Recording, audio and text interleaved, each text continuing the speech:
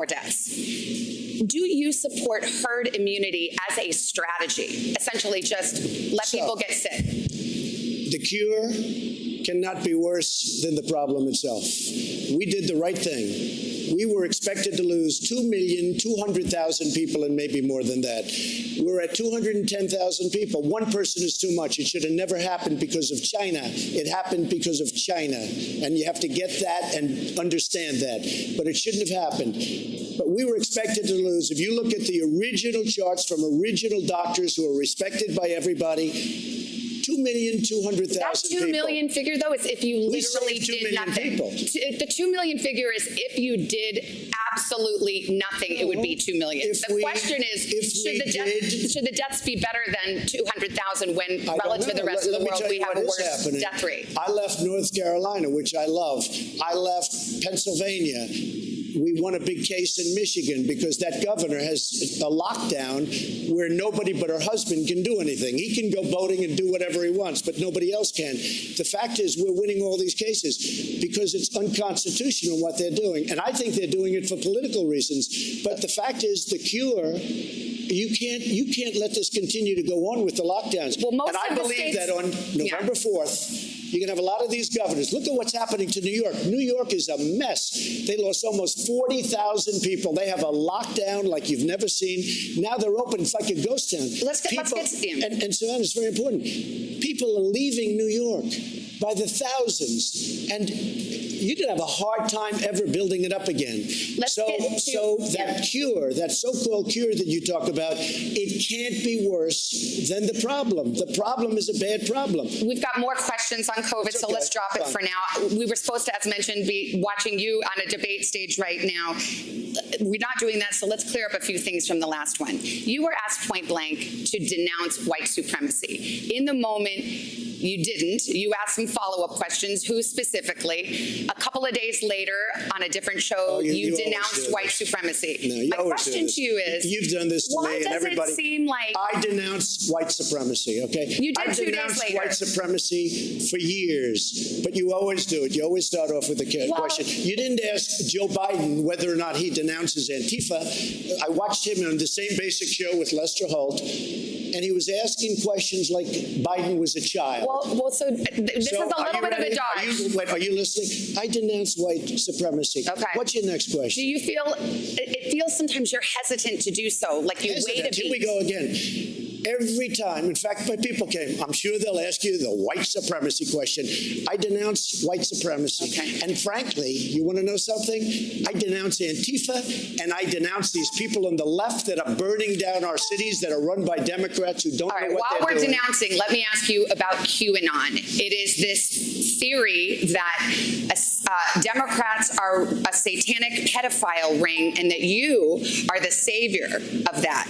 Now, can you just once and for all state that that is completely not true and disavow QAnon in its entirety? I know nothing about QAnon. I just told you. I know very little. You told me, but what you tell me doesn't necessarily make it fact. I hate to say that. I know nothing about it. I do know they are very much against pedophilia. They fight it very hard, but I know nothing about it. They believe it is a satanic cult run by the deep state. The subject. I'll tell you what I do know about.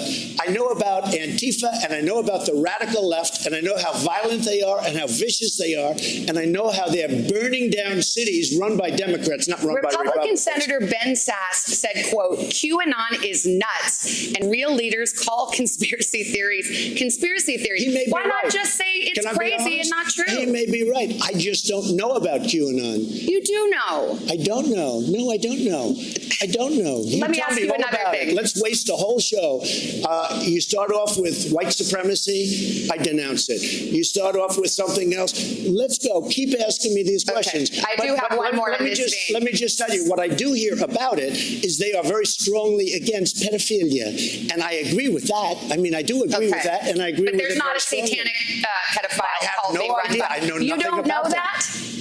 Okay. No, I don't know You that. just and this neither week. do you know that. Okay, just this week Why you aren't retweeted. you asking me about Antifa? Why aren't you asking me 'Cause you about just- the radical you- left? 'cause you're Why aren't volunteering you it. asking Joe Biden questions about why doesn't he condemn Antifa? Why does he say it doesn't exist? Because you're here before Antifa, me. no, it's so cute.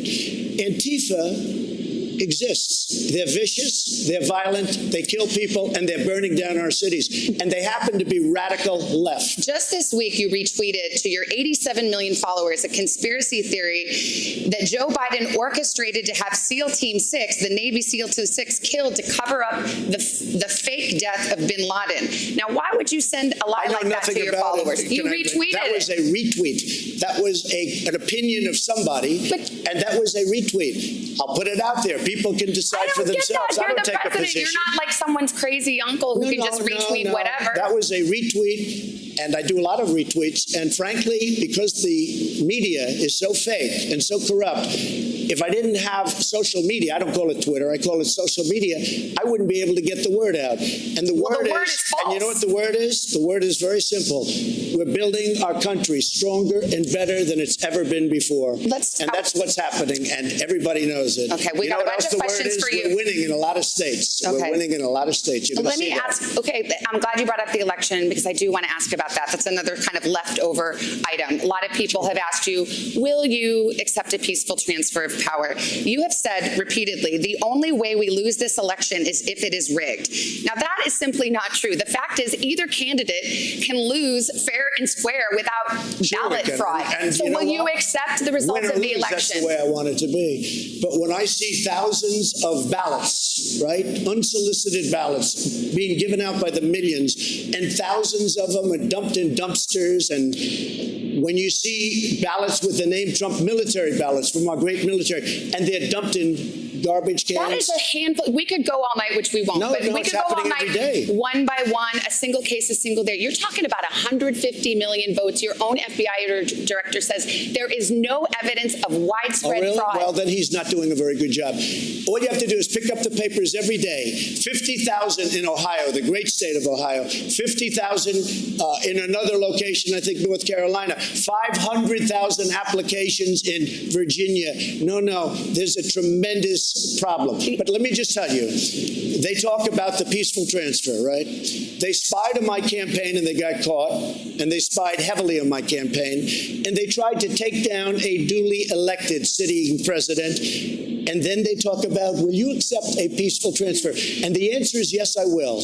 But I want it to be an honest election, and so does everybody else. When I see thousands of ballots dumped in a garbage can and they happen to have my name on it, I'm not happy about that. Okay, but just those are there is in fact no evidence of widespread fraud, and you were sowing doubt Can about I our ask you, democracy. how Our can you say that? democracy. How can you say that? You do read newspapers. I do. You do watch the news. I know you Yes, read the I news, do. but do you watch it? I do. Because every day they're talking about ballots that are corrupt, that are fraudulent. And millions that are Sure. being processed right Sure, now. but you can win a race. Take a look at me. You can win a race by 1%. But why are you laying the groundwork for that right now? It's I'm like not. if I I don't go want play that to tennis with happen. my husband and I say my ankle's Do you hurting know what? right now. I don't want that to happen, Savannah. I want it to be clean. Okay. I really feel we're going to win. But I want this to be clean. Let's get but to- it's sort of ironic that you and them talk about the peaceful transfer when I spent 3.5 years fighting off these maniacs, and now it turns out everything's there, that they were the ones that dealt with Russia. And it's too bad. But Okay. peaceful transfer, I absolutely want that. But ideally, I don't want to transfer because I want to win. Yes, and I think that your words will probably reassure some folks. Let's get to our first voter. We've got Jacqueline Lugo. Now, she is, I told you this audience is truly split between y'all. You are leaning Biden. She voted for Clinton in 2016. She's registered as an independent. Jacqueline, what's your question for the president? And hold the mic up close and take off your mic because it's hard Sure. to hear out here. Good evening. How are you? Welcome to Miami. Thank you very much. It's beautiful. Mr. President, if you knew COVID-19, as you told Bob Woodward in February, As what? as you told Bob Woodward in February, was airborne and deadlier than the flu, why did you only put in place a travel ban from China and not put in place other measures mitigating the spread of COVID-19, potentially saving tens of thousands of American lives? Well, I did put it in very early, as you know. Joe Biden was 2 months behind me, and he called me xenophobic and racist and everything else because I put it in. And it turned out that I was 100% right. I also put it on Europe very early because I saw there was a lot of infection in Europe. And it's sort of an amazing question, and I appreciate the question and respect the question, but the news doesn't get out the right answer because I put on a travel ban far earlier than Dr. Fauci thought it was necessary, who I like, far earlier than the scientists. I was actually the only one that wanted to put it on, and I did it actually against the advice of a lot of people, including Nancy Pelosi, who had no clue what she was doing, and Biden. When I put on the travel ban, I put it on in January, the end of January. When I put on the travel ban, Joe Biden and others said, "This is ridiculous. You don't do that." Well, Dr. Fauci said I saved thousands and thousands of lives. Did you? I was early. I was extremely early when I put on the travel ban. Can I ask you, did your national security advisor on January 28th in the Oval Office warn you that this would be the greatest national security risk of your administration? He didn't say it, or you don't remember? I read it someplace. Maybe Woodward said it or something. But no, he did not say that. But I knew it was a big threat. At the same time, I don't want to panic this country. I don't want to go out and say everybody's going to die. Everybody's Isn't there a middle ground? You don't have to mislead, but you can. No, there's not a middle ground. You have to be safe, you have to be vigilant, and you have to be smart. You're going to like this next couple of voters. It's a mom and a daughter. Good. Mom, Barbara, voted for you in 2016. She's leaning to vote for you again. Now, her daughter was too young to vote last time. She's going to vote for her first time in a presidential campaign, and she is leaning Biden. So imagine the dinner table at their house, okay? So, Barbara, why don't you go first and ask your question? Bienvenido a Miami. Thank you. Mr. Trump, as a frontline ER doctor working through the coronavirus pandemic, right. I know firsthand, and I've seen that many hospitals throughout the United States are suffering financial hardships. These economic effects are trickling down to the frontline workers. Right. We are being, across the country, frontline workers are being fired, they're being furloughed, our salaries are being cut. And this is also happening in other economic sectors as well, including the travel industry and hospitality. Right. My question to you is, how are you going to get the United States back on track, both in terms of the economy and the pandemic? So it's happening. We just set a record, 11.4 million jobs. We are going to have a phenomenal third quarter, which will be announced on November 1st, just prior to the big November 3rd day, where I think you're going to see a red wave. But we're going to have a tremendous announcement. I believe. I mean, we're going to find out. But GDP is going through the roof. Jobs, real estate, houses, so many things are happening. So people were saying we were going to have a 42% unemployment. Look, this was a thing that came into our country, and it happened more than 100 years ago, and it happened now. They were talking about a 42% unemployment rate. Who was talking about that? I heard 20%. It just came out at 7.8% unemployment, and people can't even believe it. Our economy is going to be next year, if we don't have somebody that raises taxes and quadruples taxes, which they want to do and kills everything, our economy is going to be phenomenal next year. We're going to have a phenomenal, and I'll tell you, Savannah, we had the greatest economy in the history of our country last year, including the state of Florida, where we are now, and Pennsylvania, and North Carolina, and Ohio, every place. We had the greatest economy we ever had. We had to close it down. We saved 2 million lives. We're opening it up. We have a V-shape, and it's coming back. It's coming back very fast. One other thing, we really helped the hospitals. We've sent billions and billions of dollars to the hospitals. In addition, hundreds of millions of masks and gowns, and we went into the ventilator business because this country was not equipped with ventilators. And I'm not blaming anybody for it, but we're now making thousands of ventilators a month, and we have all we can use. We're sending them all over the world because the world needs them. So they've worked very hard and really very, very effectively. Thank you. Great question. Let's talk to Isabella. Put the mic close to your mouth. Okay, go ahead. Mr. President, my parents are, as you heard, both frontline healthcare workers, and I've seen the physical and the mental tolls that this pandemic has taken on them firsthand, as well as the exacerbation of coronavirus due to Americans who are not wearing masks or participating in social distancing. After contracting COVID-19 yourself, has your opinion changed on the importance of mask wearing?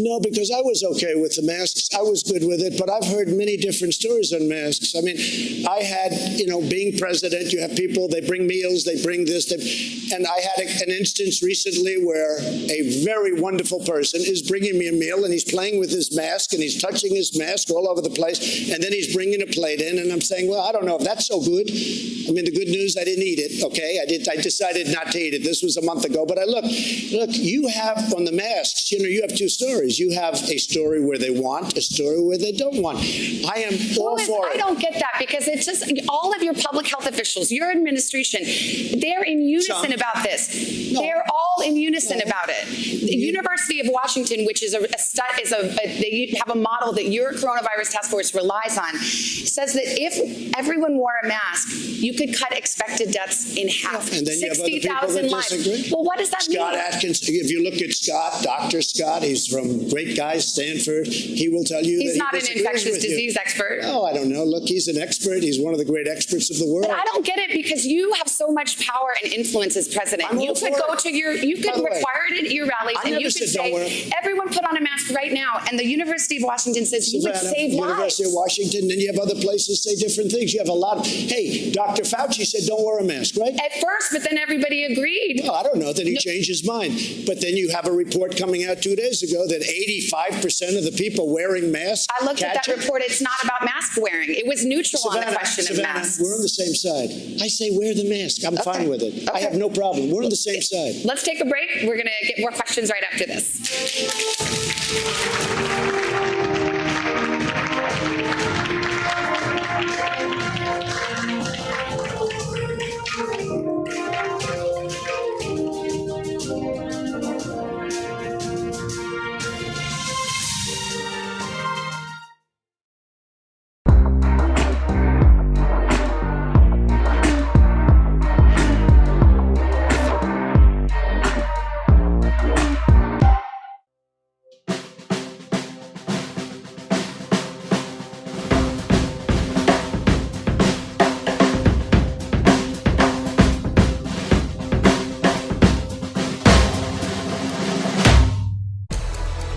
This is a situation where the state continues to struggle to expand its testing capabilities.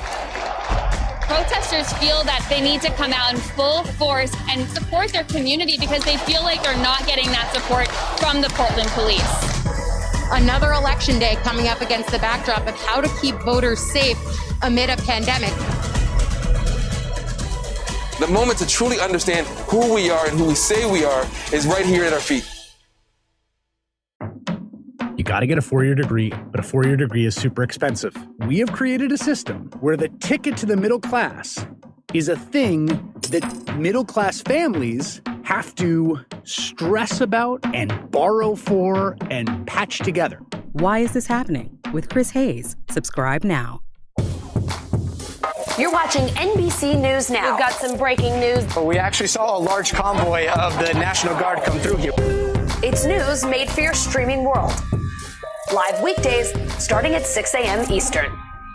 This morning across the country, what the new normal for schools will look like. Many teachers left making tough choices between the job they love and their family. When am I going to decide?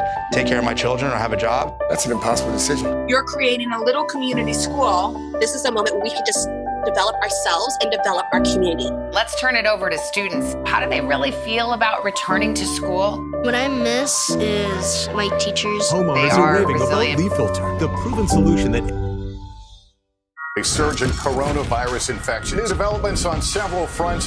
The story. Tonight, the U.S. shattering the record for most COVID cases in a single day. From every angle. What's your level of concern that the kids who have been told they're going to be home indefinitely won't be able to catch up? On the ground. Do you have faith that this is going to bring about change soon? And in depth. Here in Portland, more protests expected tonight. Do you think that police in this country are under attack? NBC Nightly News with Lester Holt. The news business is dynamic and probably has never been more important. With all that we're facing, I am so proud to bring the perspective of a Black woman, a daughter of immigrants, the wife and mother of a husband and kids who sadly are more vulnerable to police violence because of their color, a proud nerd, and a representative of the emerging America to cable TV news. I hope the great Gwen Ifill And my mom, Philomena Carol Lamina, will look down from heaven and be proud. We're live in Miami with President Trump for a town hall. Live in Miami with President Trump for a town hall. Thank you again, Mr. President. We have another voter now, Christy Alonso. Come on out, Christy. She is leaning slightly towards you. She says she voted for you in 2016. Christy, you ready? Take the mask off, hold the mic close, and let's hear your question. Thank you for your service, Mr. President. Thank you very much. We're a hardworking, middle-class family of four. My husband and I are both self-employed, and we have to get our own individual health care. As you know, healthcare costs have gone up considerably over the decades, and you had originally said you were going to repeal and replace Obamacare.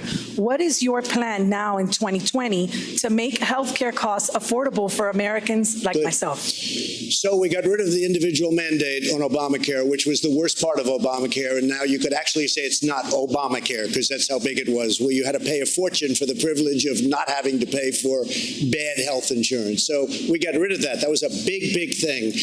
And by doing that, and we will always have, by the way, we're always protecting people with pre-existing conditions, and I can't say that more strongly, but we've been able to bring health care costs way down. Now, I took over Obamacare, got rid of the individual mandate, made it good, managed it much better. Remember, they had the $5 billion website disaster and all of the problems they had. The problem with Obamacare, it's not good. We'd like to terminate it, and we want a much less expensive health care that's a much better health care, and that's where we're aiming. And if we can do that, and we have a very good chance of doing it, but we've also brought down the price of Obamacare. Problem with Obamacare, it basically is never going to be great, and I want to give great health care. Mr. President, I got to follow up on the pre-existing conditions. This is such a big issue for voters. It is a big issue for me, too. In point of fact, your administration is about to go to the Supreme Court to argue to throw out the rest of Obamacare, which includes the protections for pre-existing conditions. That's right. So your administration is in court right now trying to get rid of that protection. In order to replace it with a much better health care at a much lower price, and always, under all circumstances, we are going to protect the Republicans. And I mean, maybe I changed the party a lot over the last 3 years, but we will protect people with pre-existing conditions. And Savannah, what I want to do, get rid of the terrible Obamacare. I've already done it to a large extent because, as you know, the individual mandate is gone. That was the worst part. You repealed, but you haven't replaced. Now, you've been in office almost 4 years. What we have done. You had both houses of Congress, Senate and House, in Republican hands, and there is not a replacement yet. That's right. I'm sorry, but if you look, we had both houses, and what did we do? We got rid of the individual mandate. But that went through the legislature. promise was repeal and replace. Look, we should be on the same side. I want it very simple. I'm going to put it very simple. We would like to terminate it, and we would like to replace it with something that's much less expensive and much better. We will always protect people with pre-existing conditions. But if you're successful in court in November, those pre-existing conditions, that promise will be gone. If we don't succeed, we are running the remnants of whatever's left because we took it apart. We are running the remnants of whatever is left much better than the previous administration, which ran it very badly. But we'd like to have new health care, much better and much less expensive. Let me get to question number 5, and you'll like this. He's stuck in traffic. His name is Joe White. He is registered as a Democrat. He says he's leaning toward Biden and voted for Hillary Clinton in 2016. And his question was, a second stimulus payment has been broadly agreed upon by the Republicans and Democrats, and yet now we're in October and it's still not passed. Why not use your office to make the second stimulus payment a separate targeted emergency relief package to help Americans weather the pandemic? Well, we've actually passed 3 packages, and we're on our 4th, and I agree with him 100%. He should vote for me. The problem you have is Nancy Pelosi. She couldn't care less about the worker. She couldn't care less about our people, and we should have a stimulus, and I want a stimulus. The Republicans will approve a stimulus. The problem is she doesn't want to do it because she thinks it's bad for her election. The fact is she's wrong because people know she's in our way. She's not approving it. She doesn't appreciate our people, and she doesn't appreciate at all our workers. Nancy Pelosi, we are ready to sign and pass stimulus, but she's got to. People do not love the back and forth of Washington, but this has been a roller coaster. Back in early October, you one day tweeted, no more negotiations until after election day. I'm walking away. Then I think the next couple of days you said maybe we can do something targeted. Then you said I want a big bill, but then Senate Republicans said no, we're not for that. So you're the big deal maker. How come this is so? You yourself have changed positions. Did you ever hear of a word called negotiation? We're negotiating, okay? But people's lives are hanging in the balance. And you know who I'm negotiating against? Nancy Pelosi, because she doesn't want to give the money. We should have stimulus. This was not our people's fault. This was China's fault. And she's penalizing our people. I'm ready to sign a big, beautiful stimulus. You saw the other day, I say, go big or go home, right? That's what I want it to be big. I want it to be bold. I want the money to go directly to the people. Are Senate Republicans with you? They're going to go big? They'll go. Big old number? They'll go. They're going to be very happy. So far, they have not said they would. Because I haven't asked them to, because I can't get through Nancy Pelosi. Okay. If Nancy Pelosi and I, through my representatives or directly, I don't care, if we agree to something, the Republicans will agree to it. Okay. Our next question comes from, this is interesting. She voted for Clinton in 2016, but recently changed her registration from Democrat to Independent. She says she's truly undecided. Her name's Becky Lightman. Hello, Becky. What's your question? How are you? I'm great. How are you? Nice to see you. Thank you. Good to see you.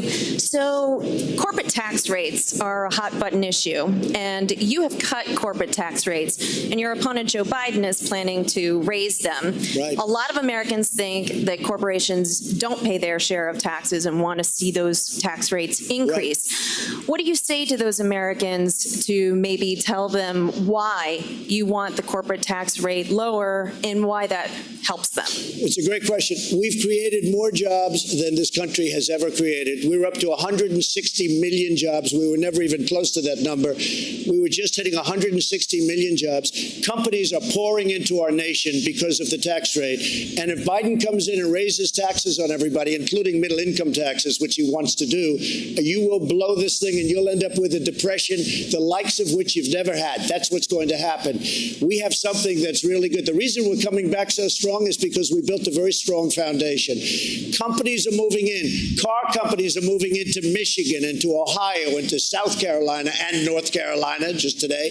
So what's happening is they're coming in because we reduced the taxes. Our taxes, our corporate taxes, were the highest in the world, and now they're among the lower taxes. They're not the lowest, but they're among the lowest. And what that means is jobs. But also, we're doing a very big, and we've done a very big middle-income tax package. So if we get in, we're going to do the middle-income tax package. But it's a great question. And if he comes along and raises rates, all those companies that are coming in, they will leave the U.S.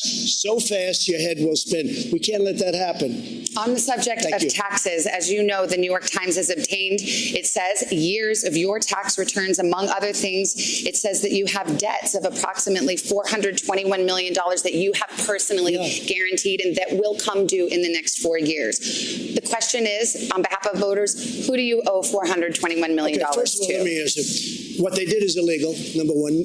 Also, the numbers are all wrong with the numbers they released. And just so you understand, when you have a lot of real estate, I have real estate, you know a lot of it, okay? Right down the road, Doral, big stuff, great stuff. I'm very when I decided to run, I'm very under-levered, fortunately, but I'm very under-levered. I have a very, very small percentage of debt compared, in fact, some of it I did as favors to institutions that wanted to loan me money. $400 million compared to the assets that I have, all of these great properties all over the world, and frankly, the Bank of America building in San Francisco.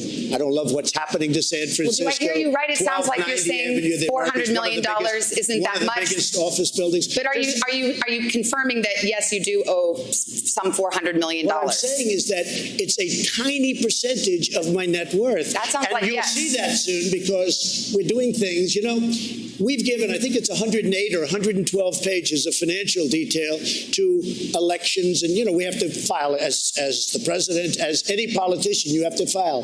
Nobody ever looks at that. When they do, they see how incredible the company is. But more importantly, they see where this debt is. No, I don't owe Russia money. I owe a very, very small, it's called mortgages. Yeah. People have a house, they put a mortgage. Any foreign bank, any foreign entity? Not that I know of, but I will probably, because it's so easy to solve, and if you'd like to do, I will let you know who who I owe whatever small amount of money. I want to say two things. Number one, it's a very small amount of money. Number two, it's very straight. It's very, very straight. But it's a tiny percentage of the worth. Did you ever hear the expression underlevered? Yeah. I am extremely underlevered. Well, here's the thing. You could clear this up tonight by just releasing your tax returns yourself. I mean, that's what I don't understand. I think people are just wondering. As you know, you're I'm the under only. audit. It turned out that I am Yes, under but audit. the They IRS actually, says you excuse me. are. No, but you The accused, IRS says that doesn't stop but you from releasing. accused me of not being under audit previously, and No, I so did did other not. people at NBC, and I am under audit. You So are. that was solved. That's good. I am under audit. No person in their right mind would release prior to working out the deal with the IRS. And I'll go a step further. I'm treated very badly by the IRS. They treat me very, very badly. You have people in there from previous administrations. They treat me very badly. But we're under audit. It's very routine in many ways, but we're under audit. They like to change the game, change the rules, do everything. You saw what they did with the Tea Party people. You saw what they did with the religious But to be group. clear, there is no law or rule that prohibits you from releasing your tax No, returns. except common sense and intelligence and having lawyers that say, because I would love to release them, and as soon as we come to a conclusion, I will release them, and very gladly. But if you go to elections, and if you take a look, you'll see 112, I think it's 112. It talks about the income, which is rather massive. It talks about all of the properties. They have them listed. You can never learn more. But you know what happened?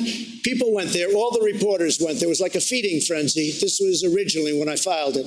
And I filed it every year. I update it every year. My son is here. They run the company. I don't run the company. It also says that you paid $750 in in taxes in the year you were elected. because Is that that's true a or not? statutory number. It's a statutory. But it's is not that true? I think it's a filing number. You pay $750. It's a But is filing that or all you filing pay? fee. Because most people here probably No, pay more. I don't know. I can tell you this. If they have my tax returns, as you know, they have to go to jail. It's illegal. But their numbers were wrong. But let me tell you what else. I don't owe money to any of these sinister people. This has been going on for years now. Russia, Russia, Russia. It turned out to be a hoax. And it turned out to be that Hillary Clinton and the Democrats were dealing with Russia, not me. It's a whole hoax. So I would not mind at all saying who it is, but it's a very small. When you look at vast properties like I have, and they're big and they're beautiful and they're well located, when you look at that, the amount of money, $400 million, is a peanut. It's extremely underlevered. And it's levered with normal banks. Not a big deal. All right, let's take a break. We'll get more voter questions right after this.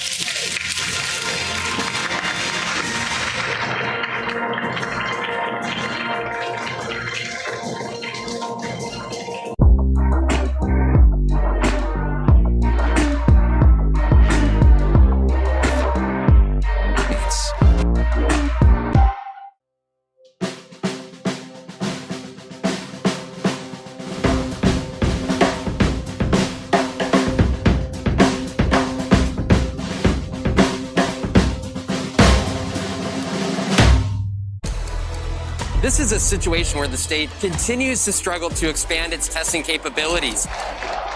Protesters feel that they need to come out in full force and support their community because they feel like they're not getting that support from the Portland police. Another election day coming up against the backdrop of how to keep voters safe amid a pandemic.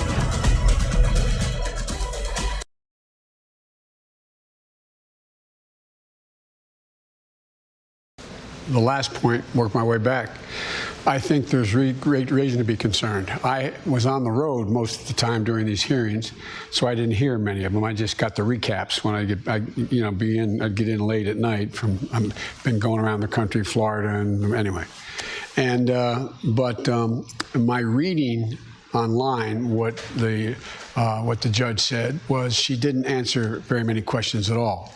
And I don't even think she has laid out much of a judicial philosophy in terms of the basis upon which she thinks are there unenumerated rights in the Constitution and the rest. So, number one. So I think there's great reason to be concerned for the LGBT community, something I've fought very hard for a long time to make sure there's equality across the board.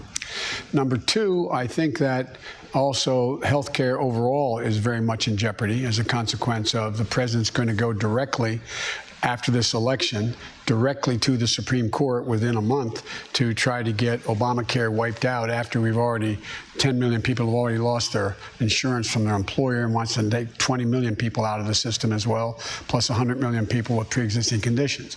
So there's a lot at stake. I don't think it's appropriate. I think the Constitution implies, there's no provision in the Constitution.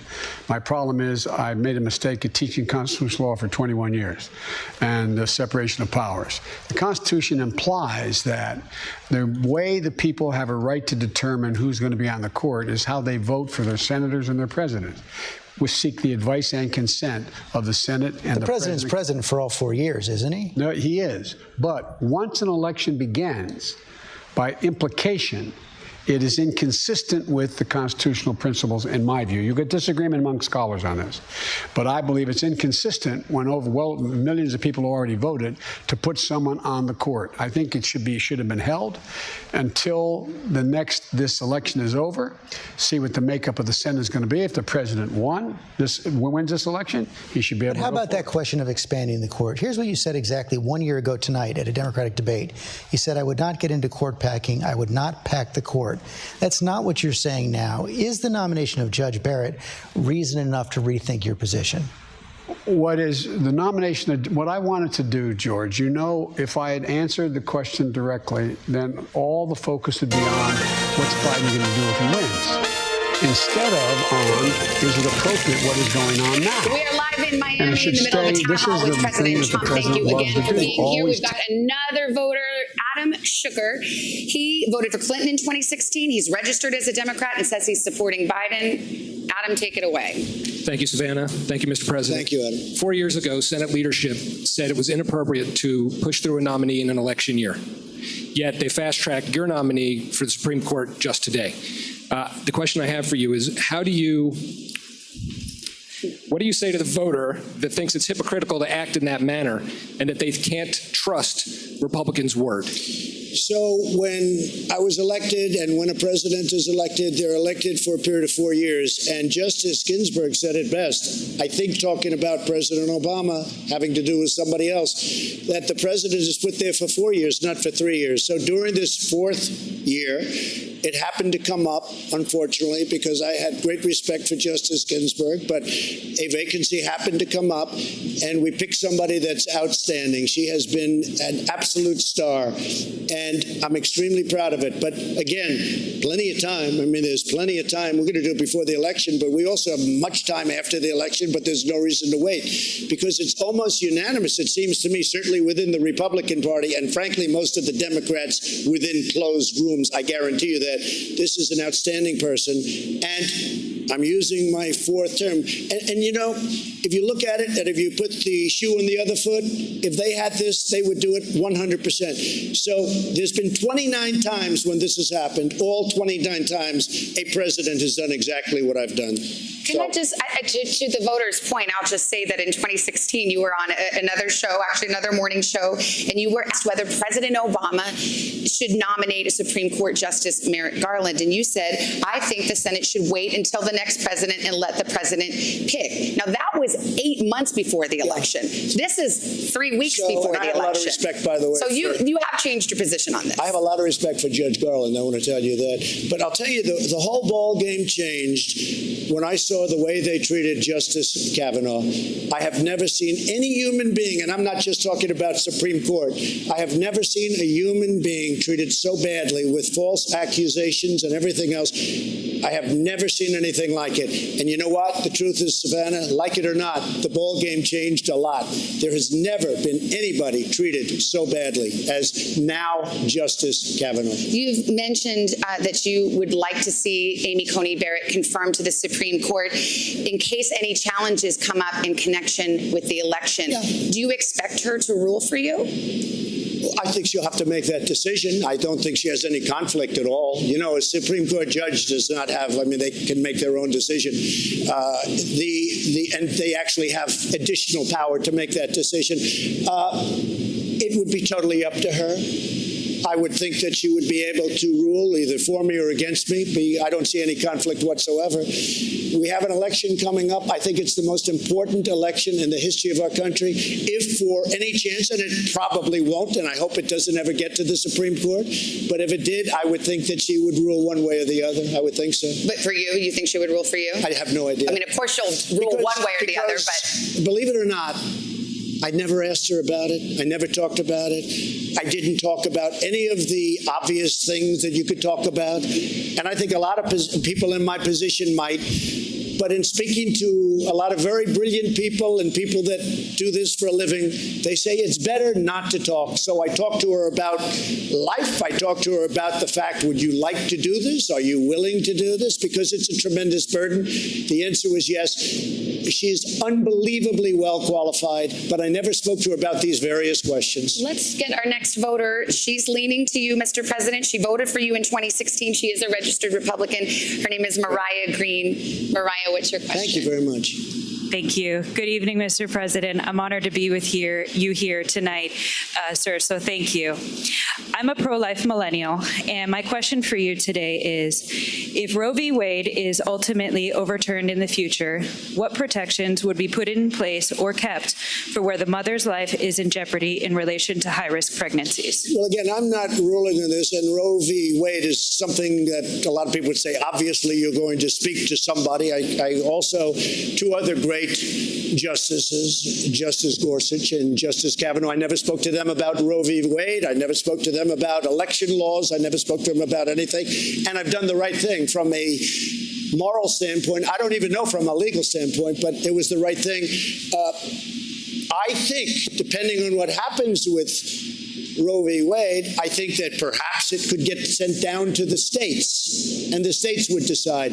I also think perhaps nothing will happen. I have not talked to her about it. I think it would be inappropriate to talk to her about it. And some people would say you can talk to her about it. I just think it would be inappropriate. But what is your preference? Because it agreed, that's not something you should talk to the judge about. But would you like to see Roe versus Wade overturned? I would like to see a brilliant jurist, a brilliant person who has done this in great depth and has actually skirted this issue for a long time, make a decision. And that's why I chose her. I think that she's going to make a great decision. I did not tell her what decision to make, and I think it would be inappropriate to say right now, because I don't want to do anything to influence her. I want her to get approved, and then I want her to go by the law, and I know she's going to make a great decision for our country. But you running as a pro-life Republican, most pro-life Republicans would like to see Roe v. Wade overturned and abortion banned. Many of them would. What do Perhaps you think? most of them would. I am telling you, I don't want to do anything to influence anything right now. I don't want to go out tomorrow and say, oh, he's trying to give her a signal, because I didn't speak to her about it. I've done the right thing in so doing. How she's going to rule, you're going to find out perhaps, or you might not find out. I mean, it may never get there. It may never get there. We'll see what happens. All right, we have another question. This is Cindy Velez. She is undecided. She says she's leaning to Biden, and she did vote for Clinton in 2016. She's registered as a Democrat. Hi, Cindy. What's your question? Good evening, Savannah. Good evening, Mr. President. Thank you very much. As the mother of a young male of color, I have reason to respect authority, not only because it's the right thing to do, but also out of fear that he may face profiling or be considered a criminal. As an educator, I've also had similar conversations with my high school students. Mr. President, what will you and your administration do to better prepare our law enforcement officers to work in collaboration with the communities that they serve, and also to protect the lives of innocent Black and Latinos from police brutality and injustice? Right. I fully understand the question, and I saw everything that you saw over the summer, and it was a terrible thing to watch. We were very strongly, we have a senator named Tim Scott from South Carolina. He came up with a bill that should have been approved. It was great. It was a bill that was strong in terms of law enforcement and strong in terms of enforcing the proper thing and doing the proper thing by law enforcement. And the Democrats just wouldn't go for it. They wouldn't go for it at all. And I don't know why, because it was a really great bill. But I do have to say this. And some people don't like it when I say it, but a lot of people agree. I have done more for the African American community than any president, with the exception of Abraham Lincoln. Criminal justice reform, prison reform, historically black colleges and universities. I got them funded. They were on a year-to-year basis. They could have been put out of business. As soon as our country had a little bad year, they would have said, I'm sorry, we're not going to fund you. I got them 10-year funding and financing, and more than they even asked for. I became very friendly with a lot of the heads. But we've done more. And, of course, opportunity zones. But criminal justice reform, everybody said it could not be done. President Obama and Biden never even tried to do it. They never even tried. But I say that, and I say it often. I'll say it loud, and I'm very proud of it. And I have a great relationship because of what I've done with the African American community. I'm very proud of it.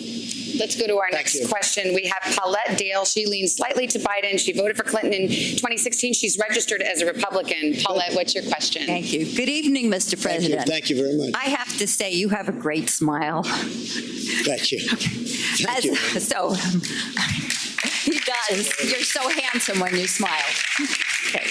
As the daughter of immigrants to the United States who fled Eastern Europe due to religious persecution, the United States immigration policies are very personal for me. Right.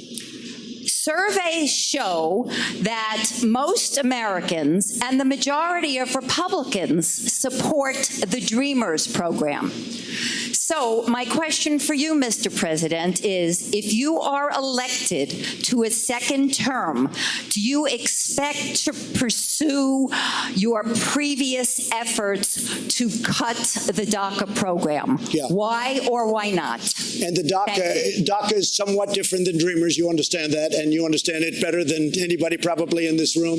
Where do you come from, by the way, originally? Where? My grandparents were from Russia and Poland. That's very good. Okay.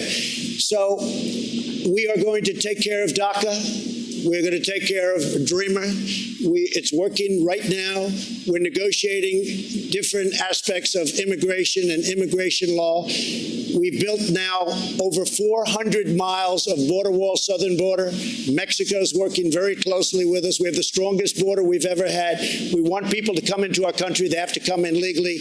But we are working very hard on the DACA program, and you will be, I think, very happy over the course of the next year. Thank you. Because I feel the same way as you do about it. Thank you, Mr. President. Thank you very much. Mr. President, in point of fact, the DACA program, there are, under your administration, no new applicants are allowed. And in fact, the DACA recipients now have to renew every year as opposed to every 2 years. So in fact, the DACA program has been curtailed by your administration. Well, what happened is because of the pandemic, much changed on the immigration front. Mexico is heavily infected, as you know, and we've made it very, very difficult to come in because of the pandemic and other reasons, and crime.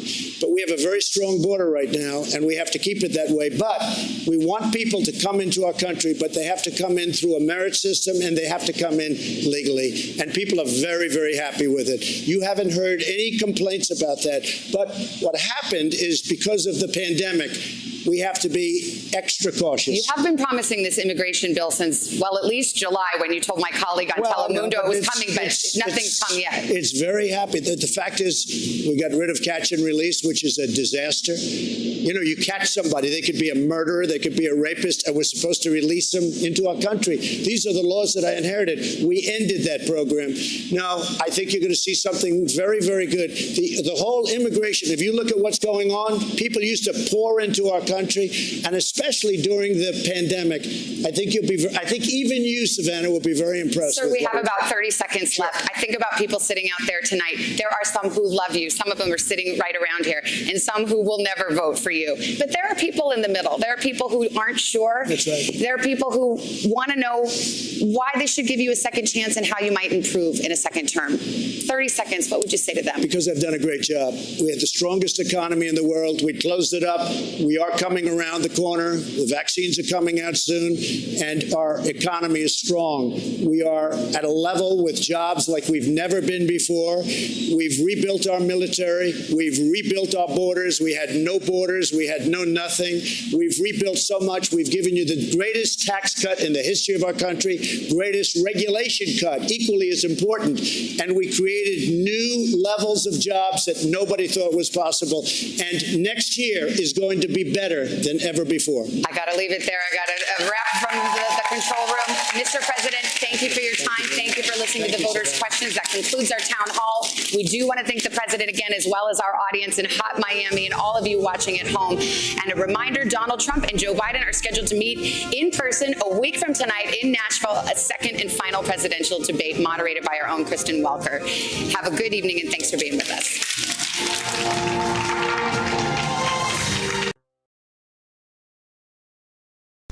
What's up, guys? Oh man, that was awesome. Non-flustered. She couldn't trip him up once. Answers were clear. They were concise. Awesome crowd, man. We got on late. Me and Jake didn't even know if we were going to be getting it going, but we did get it going. You guys jumped right on. Love it. Thanks so much.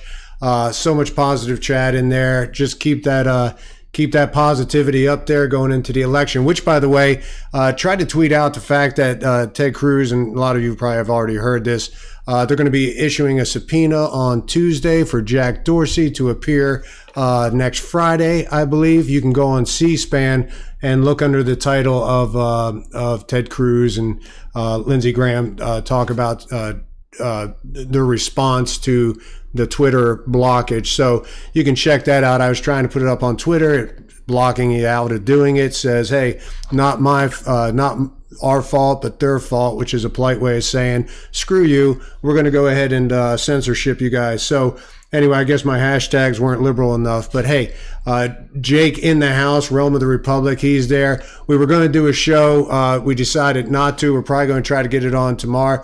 Tell you honest God truth, when we put the tweet out, we had forgotten that there was actually going to be this going on tonight because we were brain dead for the moment. But guys, once again, appreciate you guys coming to watch. Anybody you can get to the polls, do it. Educate them. Have them watch this. I'm going to go back and watch Biden's just to see. More rooting for him to trip up and fumble it more than anything. But hey, should be good entertainment. But anyway, I'm gonna shoot out the outro there. You guys can go ahead and talk amongst yourselves. Appreciate you. Love you. God bless you. We'll talk to you later.